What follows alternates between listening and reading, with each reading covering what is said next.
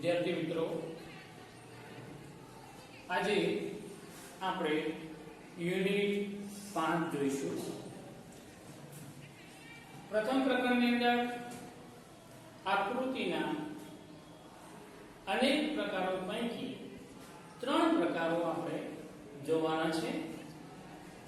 એક સમય આધારિત રેખાકૃતિ, જે આપણે યુનિટ 4 ની અંદર જોઈ ગયા. આજે બીજો પ્રકાર છે આકૃતિનો સ્તંભાકૃતિ. મિત્રો, સ્તંભાકૃતિ 3 પ્રકારની છે. એક સાદી સ્તંભાકૃતિ, 2 પાસ પાસેની સ્તંભાકૃતિ અને 3 વિભાજિત સ્તંભાકૃતિ. સૌપ્રથમ આપણે સ્તંભાકૃતિની વાત કરીશું. તો મિત્રો, સ્તંભાકૃતિની અંદર કોઈ પણ ઘટનાની માહિતી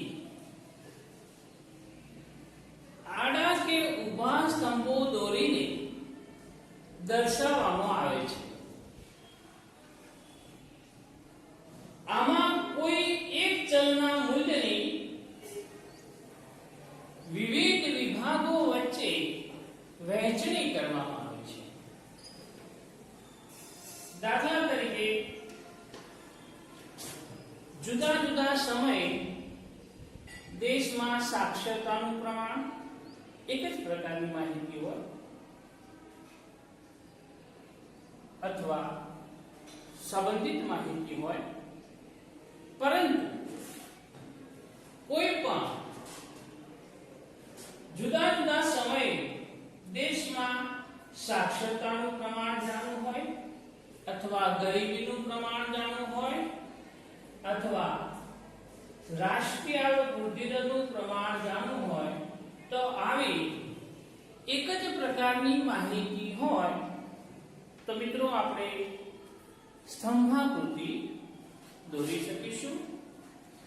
પરંતુ સંબંધિત માહિતી હોય, જેનો તુલનાત્મક અભ્યાસ કરવાનો હોય, ત્યારે પાસ પાસેની સ્તંભાકૃતિનો ઉપયોગ વધુ યોગ્ય ગણાય.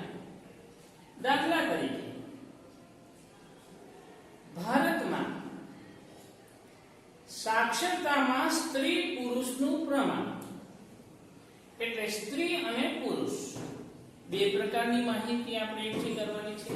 સ્ત્રીઓમાં સાક્ષરતાનું પ્રમાણ કેટલું છે અને પુરુષોમાં સાક્ષરતાનું પ્રમાણ કેટલું છે, એ 2 પ્રકારની માહિતીની આપણે તુલના કરવાની છે.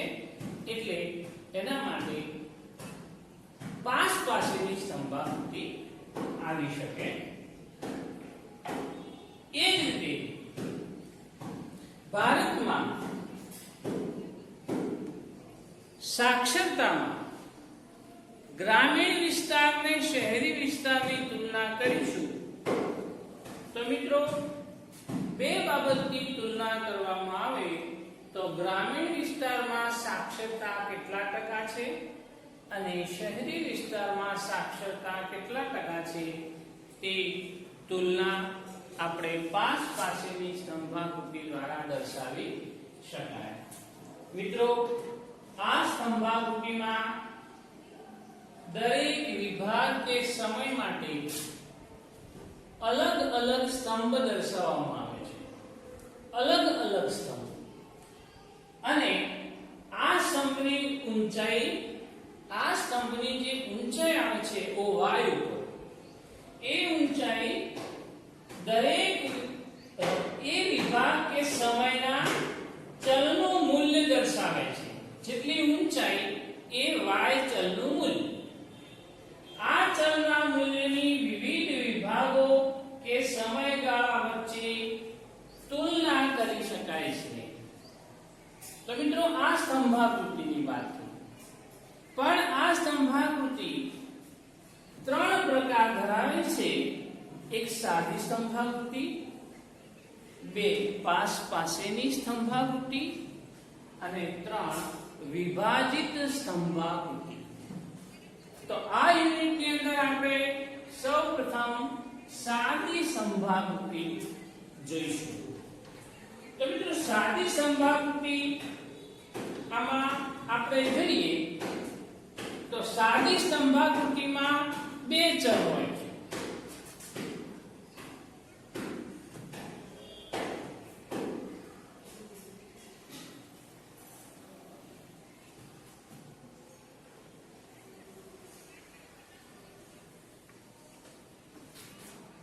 પ્રથમ ચલ સ્વતંત્ર ચલ જે નીચેની બાજુ આપણે દર્શાવીએ છીએ, જે x ચલ OX ધરી.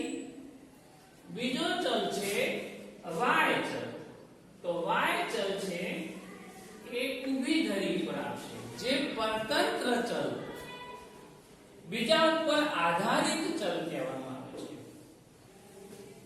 તો મિત્રો સાદી સંભાવૃત્તિમાં આવા સ્વતંત્ર ચલ આડી ધરી ઉપર અને પરતંત્ર ચલ ઊભી ધરી પર દર્શાવવામાં આવે છે. આમાં કોઈ એક આધાર જેવા કે સમય, પ્રદેશ, આ એક ચલનું મૂલ્ય, કોઈ એક જ ચલનું મૂલ્ય દર્શાવે છે. સમય છે, પ્રદેશ છે, એ એક જ ચલનું મૂલ્ય દર્શાવે છે. એમાં આધાર જોઈશું. તો આધારના ઉપર કોઈ સમય પણ આવે, પ્રદેશ પણ આવે, પણ y ચલ ઉપર એટલે કે y ધરી પર આપણે એકમ દીઠ બદલાતી રાશિ એટલે ચલ રાશિ આપણે દર્શાવવાની છે. એક ઉદાહરણ આપણે જોઈશું એટલે આપણને આકૃતિનો સારી રીતે ખ્યાલ આવે. તો એક ઉદાહરણ જોઈશું કે ભારતની અંદર જુદા જુદા સમયે ઔદ્યોગિક ઉત્પાદન વૃદ્ધિ દર કેટલા ટકા રહ્યો. ભારતમાં ઉદાહરણ, ભારતમાં જુદા જુદા સમયે ઔદ્યોગિક ઉત્પાદન વૃદ્ધિ દર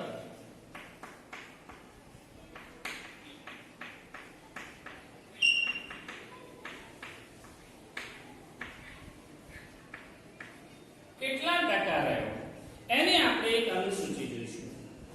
તો મિત્રો અહીંયા આપણે એક બાજુ અનુસૂચિમાં વર્ષ આપીશું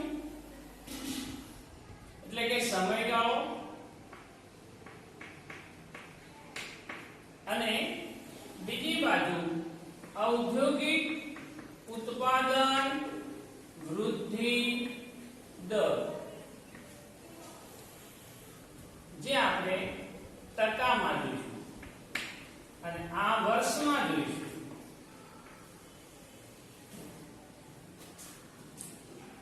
સૌપ્રથમ પ્રથમ દાયકો જોઈએ.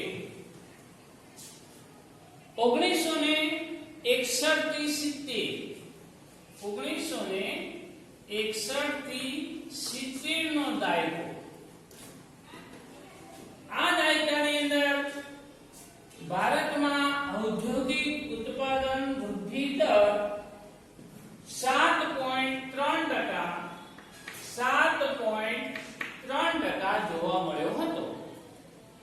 બીજા 1971 થી 80 ના દાયકામાં ઔદ્યોગિક ઉત્પાદન વૃદ્ધિ દર 3.60% થયો હતો.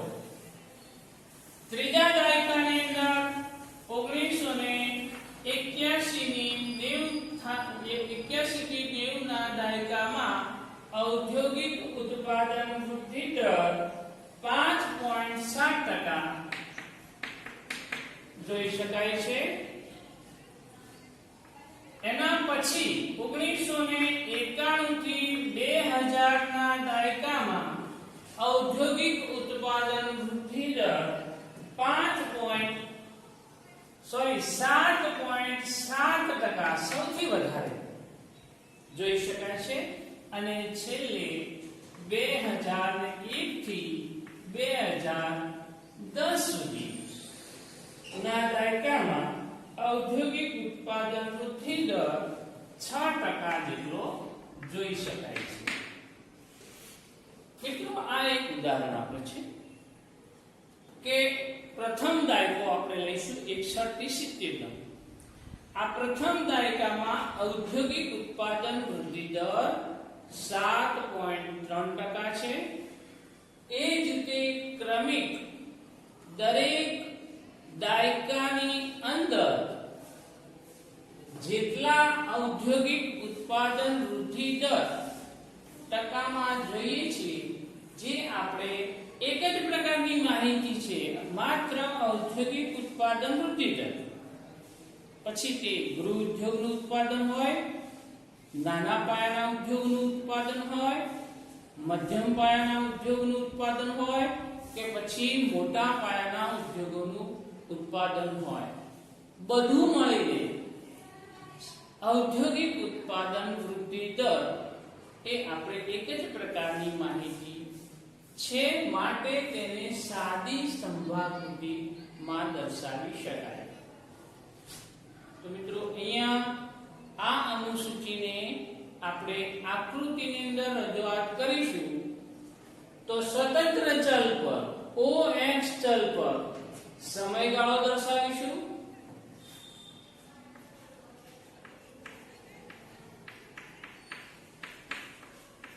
અને OY પર પરતંત્ર ચલ પર ઔદ્યોગિક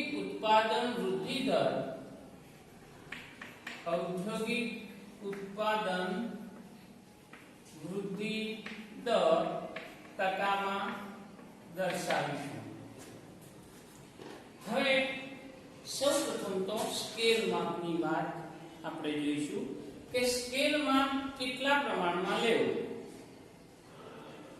અને સાદી સ્તંભાકૃતિ છે કે પાસેની સ્તંભાકૃતિ હોય તો 1 સેન્ટીમીટરના અંતરે જો આપણે સ્તંભ દોરીશું તો આકૃતિમાં સ્તંભ ભેગા નહીં થાય અને સુંદર રીતે સ્તંભ દેખાશે. એની અંદર શેડ પણ દર્શાવીશું અને એ 1 સેન્ટીમીટરના અંતરે આપણે સ્તંભ બતાવીશું. હવે સમયગાળાની અંદર આપણે જોઈશું તો સમયગાળાની અંદર 1 2 3 4 5 દાયકા છે, એટલે 5 દાયકાના 5 સેન્ટીમીટર અને દરેક વચ્ચે 1 સેન્ટીમીટરની દરેક સ્તંભ વચ્ચે જગ્યા છોડવાની છે. એટલે 1 સેન્ટીમીટર 10 સેન્ટીમીટર સુધી આપણે OX પર જવું જોઈએ. 1 2 3 4 5 6 7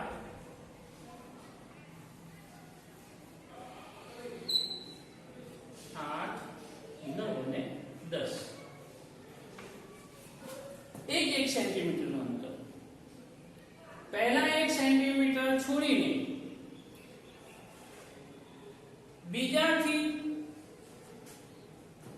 પ્રથમ પહેલા 1 સેન્ટીમીટર છોડીને પછીના સેન્ટીમીટર સુધી એક સ્તંભ દોરીશું. એ સ્તંભ હશે 61 થી 70 ના દાયકાનો. 1961 થી 70 ના દાયકાનો સ્તંભ છે.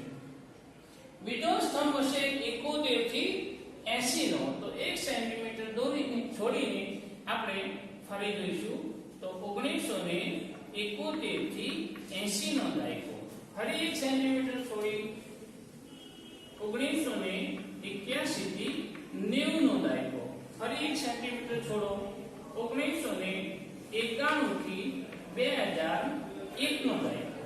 એના પછી ફરી 1 સેન્ટીમીટર છોડીશું તો 2001 થી 2010 ના દાયકાનો સ્તંભ.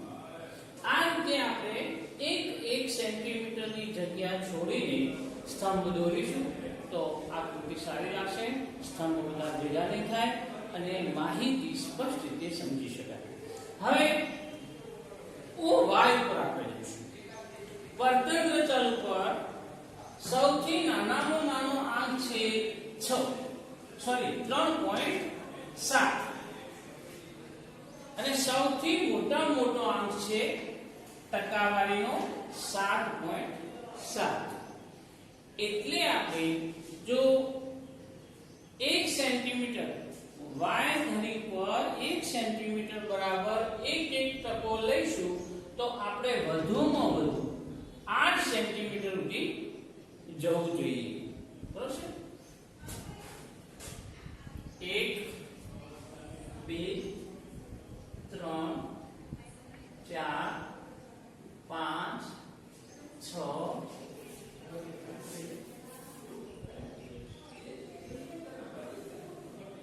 7 અને 8. મિત્રો આ છે વાય. ચલો 1%, 2%, 3%, 4%, 5, 6, 7 અને 8. આ છે ઔદ્યોગિક ઉત્પાદન વૃદ્ધિ દર. હવે આપણે અનુસૂચિને આકૃતિમાં દર્શાવીશું અને સ્તંભ દોરીશું. અંદાજિત આપણે અહીંયા ફૂટપટ્ટીનો ઉપયોગ નથી કરતા, અંદાજિત સ્તંભ દોરીશું. તમારી પાસે ગ્રાફ પેપર હોય એટલે એનું સચોટ માપ આવી શકે અને તમે સુંદર રીતે આ સ્તંભ દોરી શકશો. પણ અહીંયા આપણે અંદાજિત કરીશું કે પ્રથમ દાયકામાં 61 થી 70 ના દાયકામાં ઔદ્યોગિક ઉત્પાદન વૃદ્ધિ દરનો સ્તંભ 7.3% સુધી જવો જોઈએ. એટલે 7 અને અહીંયા 7.5 અને 8 એટલે 7.5 તો અહીંયા 7.3.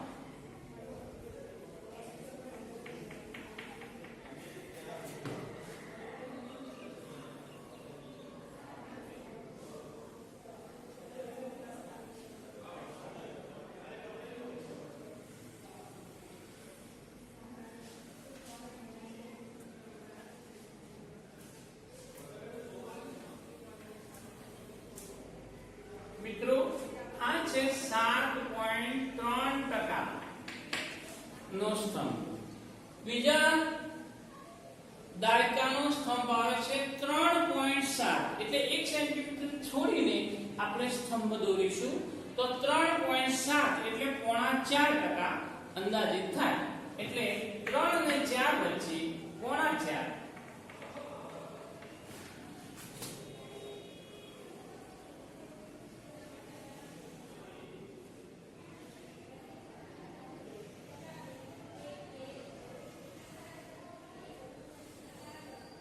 મિત્રો આ છે 3.7% નો સ્તંભ. ત્રીજો સ્તંભ આવશે ત્રીજા દાયકાનો 81 થી 90 જે 5.7% નો સ્તંભ આવશે. જે 5.7 એટલે 4.5%, જે 6 થી થોડા ઓછા દર્શાવીશું.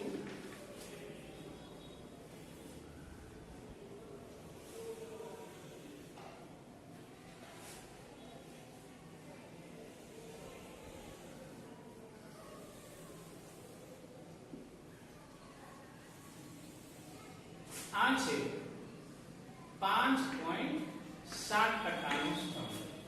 એના પછી 91 થી 2000 નો સ્તંભ જે સૌથી ઊંચામાં ઊંચો, કારણ કે વૃદ્ધિ દર ઔદ્યોગિક ઉત્પાદન વૃદ્ધિ દર સૌથી વધારે છે એટલે 7.7%. એટલે 7.5 એટલે 8.5% સુધીનો વૃદ્ધિ દર આવશે. મિત્રો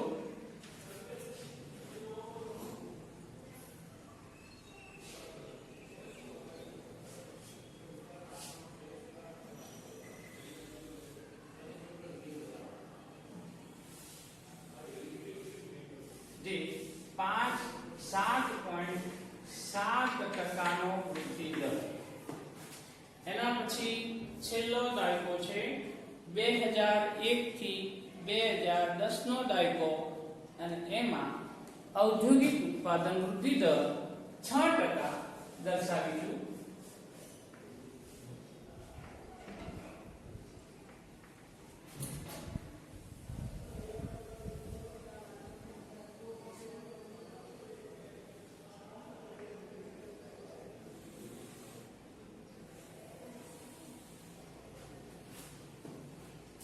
અહીંયા સ્વતંત્ર ચલ અને પરતંત્ર ચલ ના સંદર્ભમાં આપણે સાદી સ્તંભાકૃતિ દર્શાવી છે. હવે દરેકની ઉપર ટકાવારી પણ આપણે લખેલી છે. આ દરેક સ્તંભને કોઈ ચોક્કસ પ્રકારના રંગ કે શેડ દ્વારા દર્શાવી શકાય અને તેને એક સ્ક્વેર ચોકડીની અંદર નિશાની આપી શકીશું અને તે છે ઔદ્યોગિક ઉત્પાદન વૃદ્ધિ દર. ધારો કે આપણે એને આડી લીટી નું પ્રતીક આપીશું તો દરેક સ્તંભની અંદર આડી લીટીનું પ્રતીક આપણે આપવું પડે.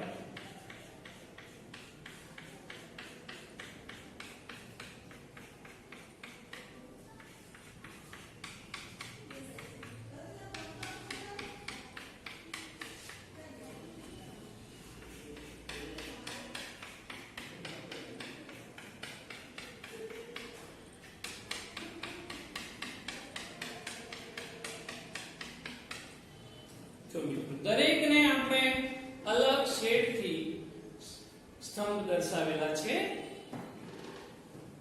બોર્ડ એક્ઝામની અંદર આટલા સુધી આપણે સાદી સ્તંભાકૃતિ દોરીને બતાવીશું તો આપણને 2.5 ગુણ મળી શકે છે. હવે તેનું વિશ્લેષણ દર્શાવવાનું છે. તો મિત્રો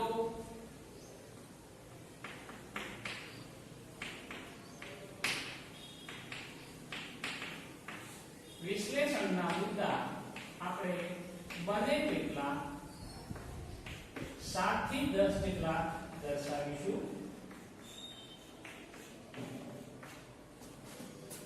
વિશ્લેષણનો પહેલો મુદ્દો છે કે બાજુની આકૃતિમાં અથવા ઉપરોક્ત આકૃતિમાં OX સ્વતંત્ર ચલ પર સમયગાળો દર્શાવેલો છે. OX પર સમયગાળો દર્શાવેલો છે અને OY પર ઔદ્યોગિક ઉત્પાદન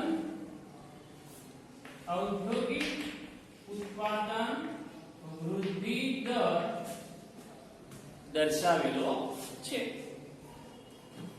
સ્વતંત્ર ચલ પર પહેલો મુદ્દો સ્વતંત્ર ચલ પર સમયગાળો અને OY પરતંત્ર ચલ પર ઔદ્યોગિક ઉત્પાદન વૃદ્ધિ દર દર્શાવેલો છે. બીજો મુદ્દો આપણે ફલિત કરી શકું તો પછી પહેલો જે સ્તંભ છે એ કયા દાયકાનો છે અને કેટલા ટકા દર્શાવે છે એનો તો 1961 થી 70 ના દાયકાનો ઔદ્યોગિક ઉત્પાદન વૃદ્ધિ દર 7.3% જોવા મળ્યો હતો અથવા હતો. 1961 થી 70 ના દાયકામાં ઔદ્યોગિક ઉત્પાદન વૃદ્ધિ દર 7.3% હતો. આ રીતે ક્રમિક 71 થી 81 નો દાયકો એમાં ઔદ્યોગિક ઉત્પાદન 3.7% દર્શાય છે તો એનો ત્રીજો મુદ્દો આવશે. ચોથો મુદ્દો આવશે 81 થી 90 નો દાયકો એમાં ઔદ્યોગિક ઉત્પાદન વૃદ્ધિ દર 5.7% જોઈશું જે દર્શાવી શકાય. 91 થી 2001 માં 7.7% ઔદ્યોગિક ઉત્પાદન વૃદ્ધિ દર અને 2001 થી 10 માં 6% ઔદ્યોગિક ઉત્પાદન વૃદ્ધિ દર. આ રીતે આપણે 8 થી 10 જેટલા મુદ્દા ફલિત કરી શકીશું અને આકૃતિને વિશ્લેષણાત્મક નોંધ બનાવી શકીશું.